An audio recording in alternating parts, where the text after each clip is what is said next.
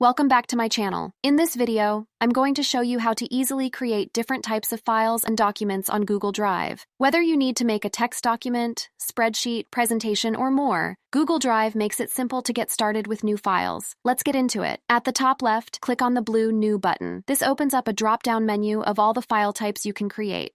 From here, choose the type of document or file you want to make. Let's click on Google Docs for a text document. Other options include sheets for spreadsheets, slides for presentations, forms, drawings, and more. A new document will open up. At the top, you'll be prompted to name the file. Give it a name that's easy to find later. You can always change the name later. Now you can start adding content. Type text, input data, add images, and edit just like any desktop program. All changes automatically save to Drive. When you're done, you can share the file by inviting others to view or edit. You can also export as a Word doc, PDF, or other formats. And that's all there is to it. With just a few clicks, you can create new files right in Google Drive. Hope this video helped you learn how to easily make documents online. Let me know if you have any other questions.